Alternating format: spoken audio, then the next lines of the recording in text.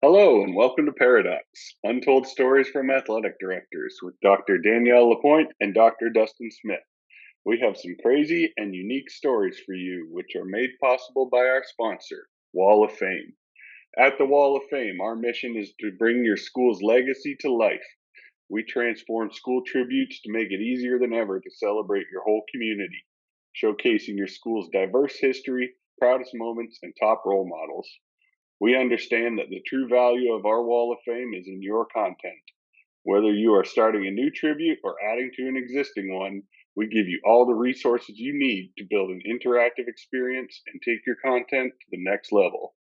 Speaking of next level, let's check in to see what Danielle and Dustin have for us today. Hello, everyone. Welcome back to another episode. Today we have Valerie Miyares. Did I get that right? Very good, Danielle. Yes, Excellent. yes.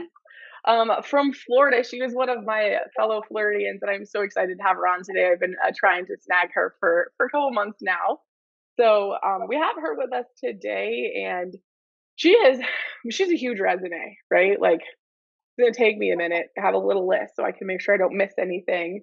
But she is the county athletic director for Palm Beach Schools. She's been an AD for over 20 years, both private and public. She's the current FIAAA president. She is the NIAAA vice chair for the Florida Host Committee. As we all know, that's coming to Orlando in December. The ad hoc member of the new NIAAA committee, the FHSAA AD Advisory Committee, and Leader Council, and Classification Task Force. So now you know why I couldn't get her scheduled for months. She is a busy, busy lady. But I am fortunate enough to know her through the FIAAA, and the fact that we are on, I don't want to say separate ends of the state, but we kind of are. And I've gotten to get to know her over the last couple of years is really cool, and it really speaks to the power of why state associations are so important. So I'm really excited to have you on today, Val. How are you? How are you doing today? Thank you so much. I am doing well. I appreciate it. It is such a pleasure to be a part of the podcast with you and Dustin. I feel honored that you feel that I'm interesting enough to talk to. So I'm really excited about that, and thank you for working through the craziness of the schedule. I think all ADs can really align with that and the push and pull of the day, no matter what it is. So whether it's those of us at the district building doing still athletic administrative work, but in a different vein, or if it's on a campus, it's just a really hectic day. So thanks so much for having me and sticking it out and continuing to ask me to join you guys. I really, really appreciate that. Well, and part of this is that's our life as athletic administrators. The crazy, chaotic stuff that we don't have planned just jumps in the way and takes priority, and we just deal with it. We adjust to what's going on. So I appreciate your steadfastness, your ability to jump on here with us, and willingness to jump on here with us. And I apologize in advance for anything Danielle may say. I'll try to clear up that as we go along. Somebody starts already. Right, no question. See, I like Val. She's on my side already. She's just letting you think that for right now. Us Floridians stick together. So, Valerie, we could talk about all of your accolades and obviously all the committee work that you do and the way you represent your state at the state level as well. But what we like to ask in this podcast is tell us who Valerie is outside of being an athletic administrator. What do you like to do for fun? I know we joked off air about some of the concerts you go to and some of the music that you enjoy. So let's paint us a little picture of who Valerie is. Tell us what the resume doesn't tell us.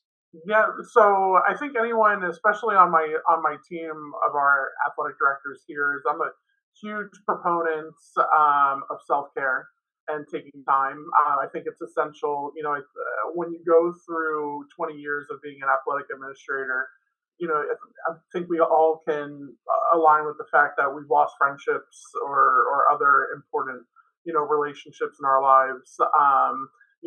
To this job. And so you learn, over the years that, well, hey, I need to figure out a way to kind of compartmentalize this thing, and that my job isn't me. And so it's taken some time to do that. But happy to report, having a robust life outside of athletic administration. Granted, if I'm in year 20, it took me 19 to get there, and Right. it's just, it's super important. I talk with our athletic directors all the time, like, please, you got to have a life outside of here. Like, you need to be able to turn it off. You have to be able to enjoy yourself. And so for, Valerie Miyares outside of athletics, I have, my family is incredibly important to me. I have two beautiful nieces that will be 7 and 9.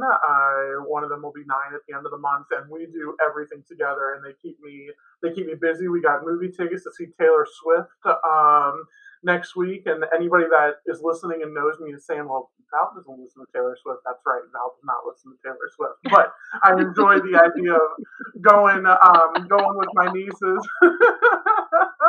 And, if anybody took a look at my closet of all my concert T-shirts, they'd be like, "This doesn't make sense." But the kids like it, and so so I love spending time with them.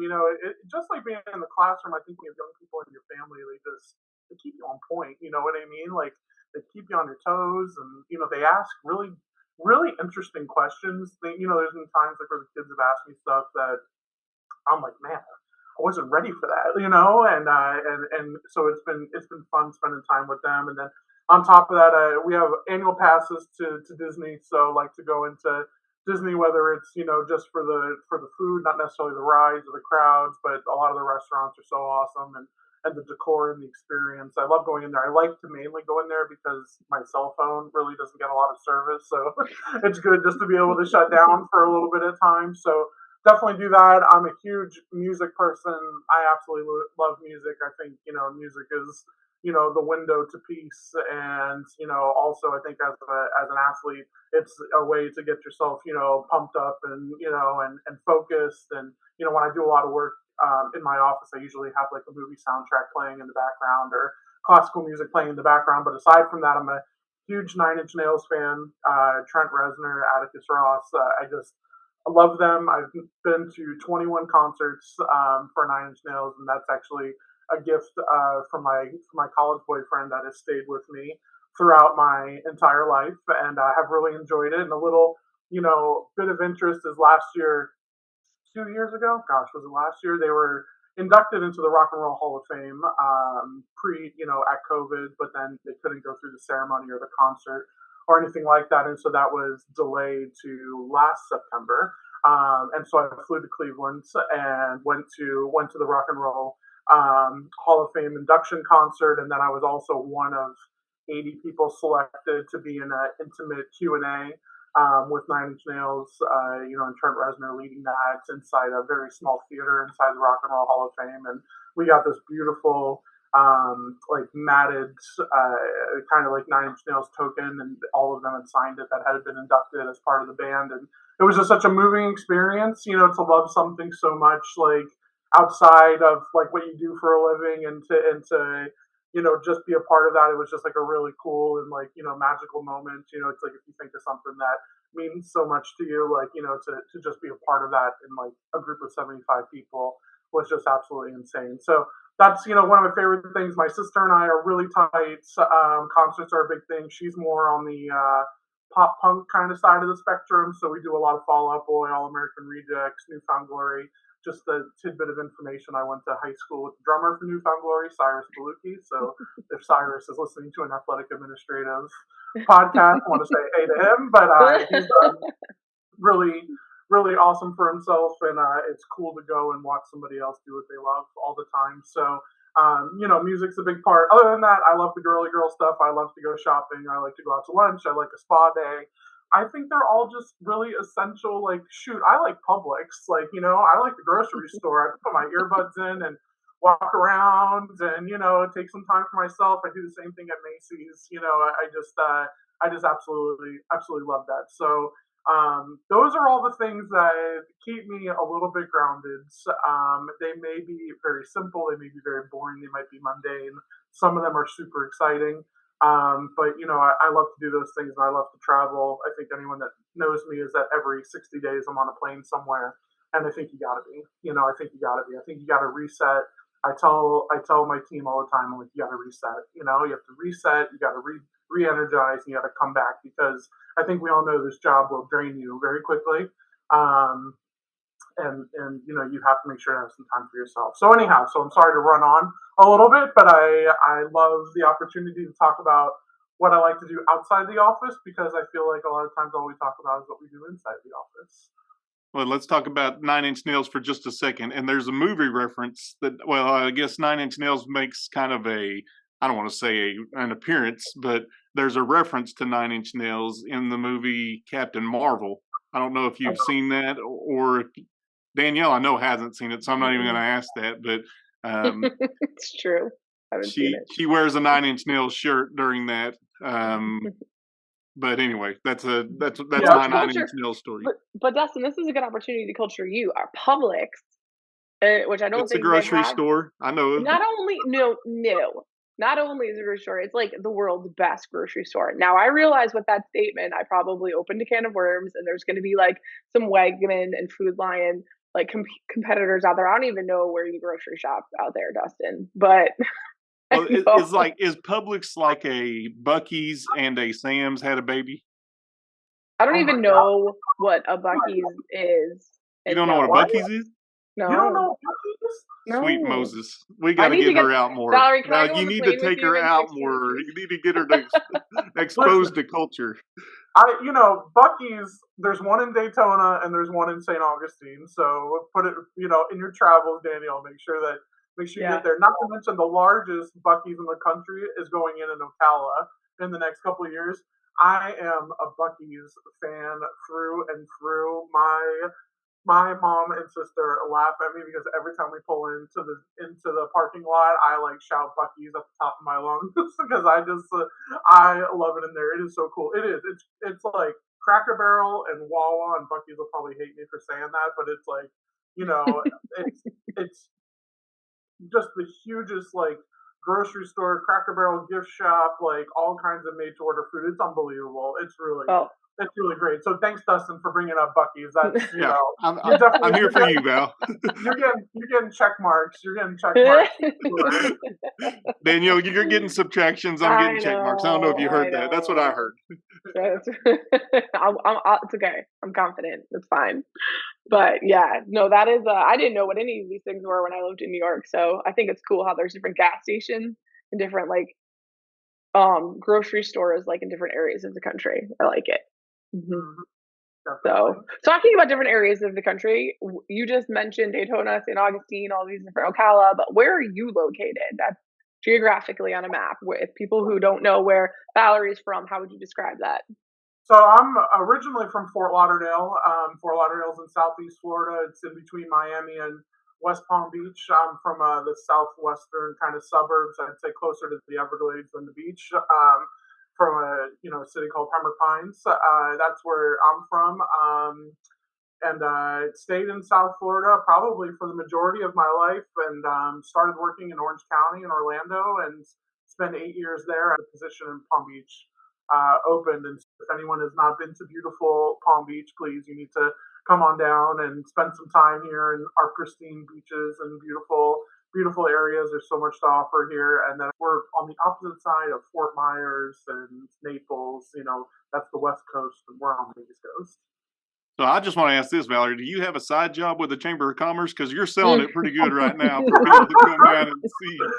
I feel like you don't need to sell Florida, but it's funny because every once in a while, like, my good friend John Scrumolo, who's up in the northern part of he was the Clay County AD and is now working for one of the day schools there. And I remember he had asked me when we first met, he said, "Where is West Palm Beach?" And I said to myself, somebody doesn't know where West Palm Beach is, and so I had to chuckle a little bit. So I feel like I have to share, if we have, somebody listening from North Dakota that might not be familiar at all with Florida, I feel like I gotta share all the wonderful parts about Florida, which I think everybody is pretty well versed on anyways, just through pictures and all that good stuff.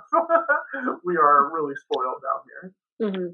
Well, I know just in our brief conversation that we've had so far, you enjoy life, you like to have a good time, and you mentioned on a number of occasions just the time to recharge and reset. And sometimes our resets happen in the moment. Our resets happen when crazy things happen in our world and in our lives and in our world as athletic administrators. We're dealt some crazy hands sometimes. And the point of this podcast is just to have a little fun, have a conversation, and talk about the stories that shape us, the stories that you sit back and scratch your head and be like, did that really just happen? So I know in your time as an athletic administrator, you've had to have some kind of story or stories that have hit you and you just kind of scratch your head thinking, man, that I can't believe that just happened. So we're going to open the floor to you and let you discuss whatever story or stories you want to talk about. I appreciate it. I think, as an athletic administrator, there are the stories you can share and there's stories that you can't share, at least not on a podcast that is, available out to the public. So if anybody wants to catch me at the National AD conference, we can exchange those other kinds of stories, But being an athletic director, it's a special and unique position because you're dealing with the classroom side all day long, and then you're dealing with the out of classroom side, and so you get to see and be a part of a lot of different things. When I was thinking about this last night, when Danielle had sent me over, some information and things to be prepared for today, I was thinking, gosh, I think about all the things that have gone on that are like the negative things, the things that stay ingrained in you that you want to make sure you stay away from. But then I think, what are the things that make you chuckle or scratch your heads, that you've been through. And the first thing that came to mind was, I'd say probably about 10 years ago, if anybody has spent time in Florida in August or September, well, shoot, maybe June, July, our thunderstorms are incredible. Just, unbelievable. And, people like to stay outside and sit on the porch and watch the lightning. And that's not really not really a great idea in the state of Florida. So when you're in some place like, let's say, Orlando, where, you're in the center of the state and you got the eastern and the western kind of like, we're also a lot of, meteorologists here in Florida. We like to do this in our spare time too because we deal with all the hurricanes and everything like that. So, when you're dealing, true. amateur meteorologists here, trying to then, of course, you're on all your weather and lightning systems, and everybody wants you to predict, when the buses can roll and when you can get back out to the field and stuff. So this one's going to be weather related. So I remember, having a football game, and in Florida, when the weather's rolling in, it just, everything changes. And sure enough, whatever app you have on your phone goes off for you. And, you start making announcements out in the press box. And so this was before the game had even started. The teams, we had kept in the locker room. They weren't even warming up or anything like that. But, we had a few of the early arrivers already, taking their seats on the bleachers. And so, our PA announcer wasn't there. So I ran up to the press box and started making announcements, just FYI for everyone that's arrived to the stadium. Thank you for being here. We do have anticipated weather coming in. You might want to start collecting your belongings, blah, blah, blah. Sure enough, 5 minutes later, 5 minutes later, it's like, the lightning is 8 miles away, but it's like a very close 8 miles. It is, it's like, okay, people, need everybody to return to their cars, and people, it always amazes me. The people that don't want to go, and we see this at the college level, we see this like, it's like, why do you want to sit on aluminum bleachers with lightning within 8 miles? I just don't understand. I just can never wrap my head around it. So, it's like you have to coerce, people, to leave and to exit. And so sure enough, people do. But there was one gentleman in the visiting bleachers, and he just wasn't going. He was a big guy. He was not moving. And so I'm up there in the press box making my announcements. I'm looking right at him. Of course, he doesn't know I'm looking right at him, or maybe he does because he was the only person in the facility that was left. So, I'm like, okay, if we can have everyone exit the facility, like this storm is on its heels, and you make these announcements 2 or 3 times. Well, then there's a point, Danielle, you understand this being a Floridian, that, or, there's a point in time where you can't go outside, when the storm comes in. And so sure enough, it's the Wizard of Oz at the stadium. Like there is wind and everything blowing around, and the rain is sideways and the lightning's crashing, and I'm sitting in the press box just like, oh Lord. And this gentleman is still sitting across, and at some point something must have moved him because he decides to get up. And so, in the middle of this tremendous, incredible storm that's happening, this powerful storm, he starts walking down the visitor bleachers. And of course, what happens? He slips and falls. Mm. So, we're in the middle of this, crazy storm. This person who would not leave the visitor bleachers all of a sudden decided mid-storm it's not too dangerous. I'm going to leave and slips and falls. And so emergency services had to be called, and so the ambulance comes in, the paramedics come in, and I can still, I'm still running it through my mind here. I mean, the rain is just howling, and the paramedics are working with this gentleman. They get him on the stretcher, they move him off. Well, and then of course, months later, what happens? He sues the school district, and I was like, so when I had gotten word of this, I was thinking to myself, are you kidding me?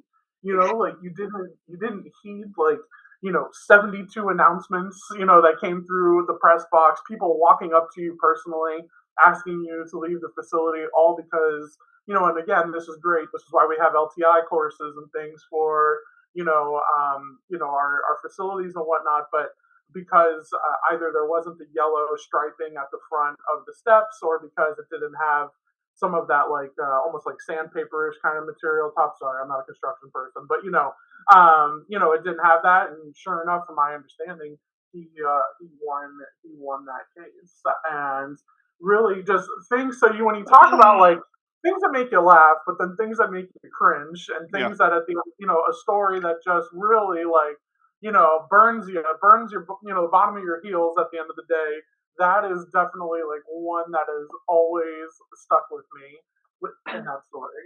Okay, so I don't like your story because it's really. So, go ahead and call that out. I love your story, Val. Let's just get that clear. I love your story. Let me tell you. This is not Dustin and I here, then, okay? No. Let me tell you why. Explain. Because I can relate to it so much. That is why. Like, it is the perfect Florida story. I don't know another AD in Florida who cannot relate to your story. So it's the perfect story. I should have started that way. But I say I don't like it because it brought back all of these times. And I can, like, see these people's faces who are like, I'm gonna sit here with my umbrella and I'm not gonna move, and you can't make me. Like, are you kidding? And then what comes to the point when, like, it's unsafe for you to be outside, right? So, like, you have to make this call, and it's clearing a stadium is not an easy task. Okay. And, like, Floridians and, like, Florida ADs, I feel like have to have the medal on this one, because clearing them multiple times this season, multiple times a night.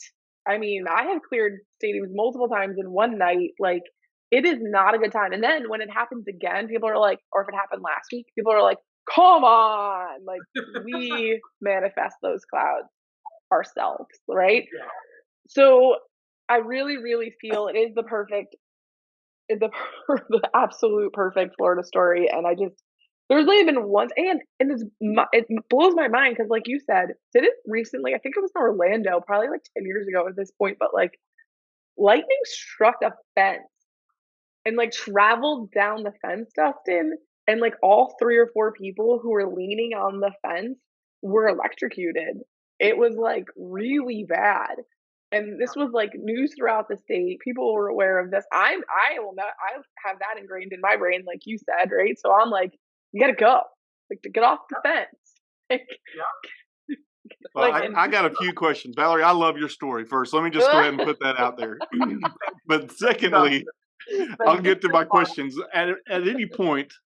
I mean, I think you just kind of glazed past that. You went up and made the announcements because you were the PA person all of a sudden. So you get up, make the announcements, and you see this dude just trying to be Mr. Bravado and stay over there and kind of just wait this thing out. But at any point, did you want to say, sir, the only sir in the visitors' bleachers, the only one left in the stadium, you need to evacuate at this time? Did that ever cross your mind of trying to get that personal? 100%. I think anybody that knows me well knows that I am extremely sarcastic and can be extremely direct. It's unfortunately a curse and a blessing as an athletic administrator, because it's one of those things where you can get to people immediately with how you tell them something, or it's one of the things where I get the call to the principal's office about how you talk to people. But yeah, absolutely. I just wanted to like keep tapping the microphone on the window, like, I'm talking to you, man. Like, you're the only guy.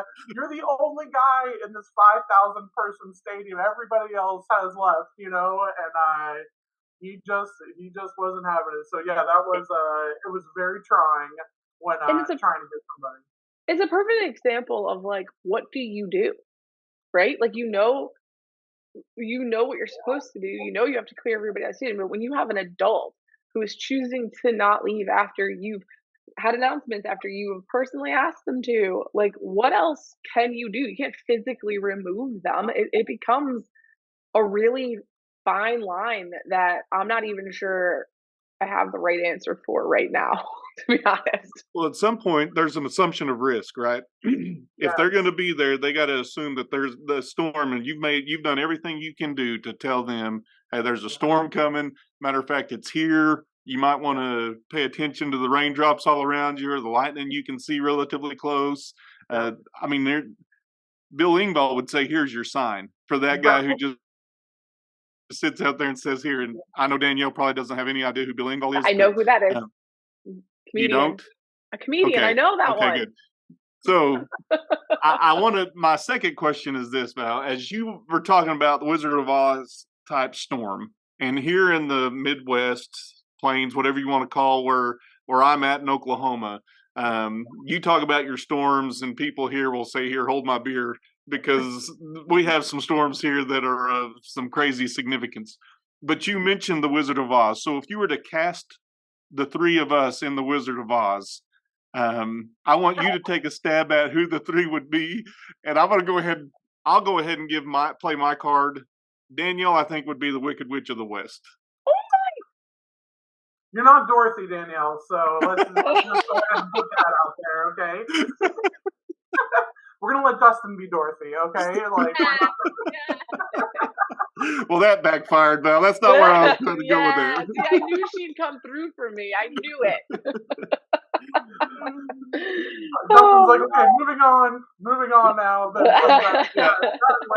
went incredibly not the way I wanted it to go. Yeah. But Did the I guy? think you said the guy won the lawsuit because he sued, which blows my mind. Our justice system, our legal system, whatever you want to call it, for somebody to be that, I guess, stubborn about evacuating the stadium, because you did everything you were supposed to do. You gave warning, everybody else evacuated, and at some point, they're an adult, they got to make their own decision. And his decision was not a wise one, and then he paid the price. Ultimately, the school district paid the price because he slipped, and so you want to call it technicality, whatever. But you think about even that situation, you see that happening, and part of you may be like, serves him right that he fell. But at the same time, you still got to address the issue that there's somebody that has fallen in your stadium. And so medical services had to go out there, emergency services had to go out there.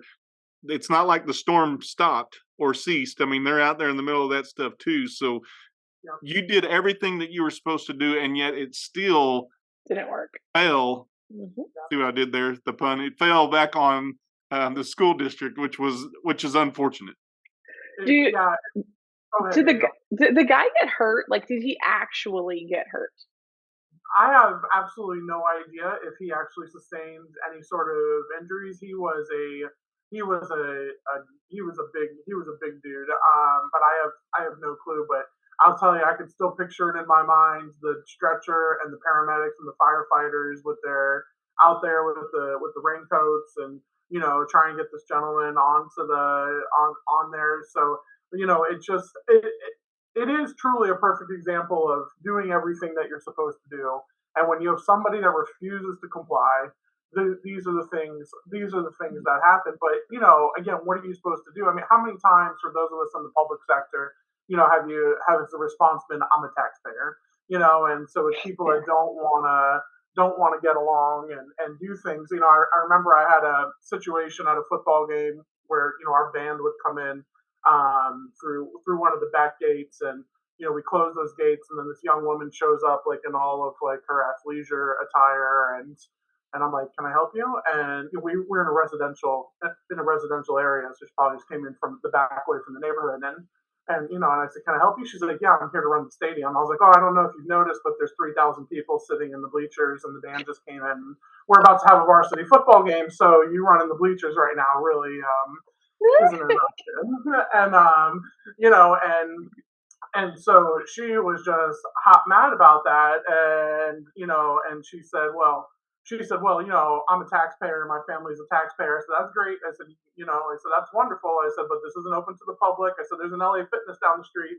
I said, you might want to consider. So there's these things called stairmasters, like the stairs just keep coming. And again, here comes my sarcastic side. And Right. you don't need to be running the stairs here in the middle of our varsity football game. But we deal with that conversation so often that I'm a taxpayer, and yes, absolutely, you are, and there's a lot of gratitude there. But then we just talked about this instance with the gentleman slipping down the bleachers here, and I'm sure he's a taxpayer as well. But it doesn't make you immune to the things that can go wrong on the site and on the facility, and that's why there's a framework and a structure for who can be in there, and why there has to be a lease, and why there has to be insurance, and there has to be all these coverages. But this young woman was just incredibly mad, and so she said, "But I'm a taxpayer." I said, "No problem." I said, "There's a police car out front." I said, "You can jump in there, take that to Publix." I said, "Let the officer know you're a taxpayer. You need to ride to Publix." I said, "And then you can come in my office and you can check your email if you want on the taxpayer internet." Well, she finally left after we had some of that conversation. But these are the things that you run it. In the meanwhile, I have a varsity football game going on. There's thousands of people in the stands. The band's getting up there. There's Who would want to run the stadium when there is a football game on? I mean, like I had a very, very similar issues. Those stadium runners are they're relentless, right? They want it, and when they want it, it has to be open for them. But like, why? I can't even fathom any of them being like, right now is the time to do this. Yeah, I know. I couldn't agree with you more. I have no idea. I have no rhyme or reason. I was just as shocked, surprised as you are, and that was kind of the end of it. But again, one of those unique situations that you run into, and it's like you're trying to manage all your contest management, and then you get this rogue issue that happens on the side, and it takes up way more of your time than you need it to take, because you have other issues that are going on that are actually legitimate, that are actually in the scope of your job, and you can't get to them because you're arguing with somebody about wanting to run the bleachers in the middle of a varsity football game, and it's just one of those strange occurrences. Yeah, we had something similar. It wasn't a football game going on, but during COVID, when we had everything locked down, public couldn't get in and access your facilities because you couldn't make sure that everybody maintained their 6 foot of separation, or that they weren't wearing a mask, or whatever, all the restrictions that we had. And we had this guy call me, and he said, "Dustin, I'm going to Colorado in a few weeks, and for me to get used to the acclimatization and the stair and the altitude, and try to get through that, I try to hike the bleachers and try to go up and down the bleachers multiple times.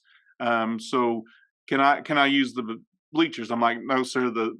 All our facilities are shut down. They're locked down. Nobody's able to have access to these." And he said that same statement that you made. He said, "Well, I'm a taxpayer." And I said, "Well, I'm much appreciative of you paying taxes, because that gives me a job. But because I pay taxes, I don't get to go drive the fire truck if I want to. I don't get to go drive the police car if I want to. They're still based off taxpayer money. So the reality is, you inconvenience that lady's schedule because you scheduled a football game during her running the bleachers time." Yeah, right. How dare you, Valerie? I feel like we just created a new I feel like we created a new LTI course. Like I'm a taxpayer, and then like the whole course is going to be how to respond to all of the times this is thrown in your face. Like it is, yeah. That is no. Well, what I appreciate is Valerie's response. She said, "Well, why don't you go get in that police car and have them take you to Publix, and then get on the and again, Valerie Miyares 10, 15 years ago is a much different Valerie Miyares than today. I probably would have held that inside and found some other diplomatic way to get my point across to her. But, it's just, again, you're in the throes of the game. And I think anyone with big varsity football program, Danielle, you were a Manatee, you really understand that, is that this isn't a quiet night. This is a really busy night, and it's a night. And it was at a place where the town kind of shuts down a little bit and gets to the game and whatever, and Yep. that's you got a lot of other things going on. This is literally what gave me the idea for this podcast, because there were so many times where I had to stop in the middle of a conversation and be like, am I being pranked? Like, is this real? Like, is this a conversation that's really occurring? And that's really exactly what you're describing with not only the runner, but also, your guy who wouldn't leave the stadium. So that is what I'm talking about. Like, is this happening? Like, I don't I don't even have words for you, because what you're saying to me is so unreasonable. And you're right. I mean, I held back a little bit more when I was younger, and now I probably would say a little bit more as an old. I'm the opposite. But no, it is. I've only had in my 15-year career, I've had one stadium that cleared by itself, and it was incredible. Every other time I've had to clear a stadium, it's been like people resisting. But man, there was one time, and you made me think of what you're talking about. Everything was going great. It was already night, so maybe we didn't see the clouds roll in. I don't even know how this happened, because I didn't see anything. I didn't have any alerts. Everything was fine. And we got hit with this thunder lightning combination that was so intense. I've never felt anything this intense before or after. And it shook our whole stadium. Like, the ground shook. Mm-hmm. Everybody, the kids, we were in the middle of a play.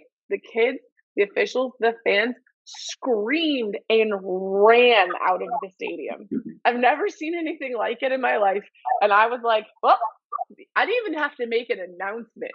It was just instantly cleared. And I was like, well, that was the easiest time I've ever cleared a stadium. But it was also scary, right? Because where did that come from? Like, out of nowhere. So, oh man, these are some. You cause You some hit anxiety, home with these Valerie, stories. You and I really don't mean have. you cause some anxiety just because we all deal with the weather.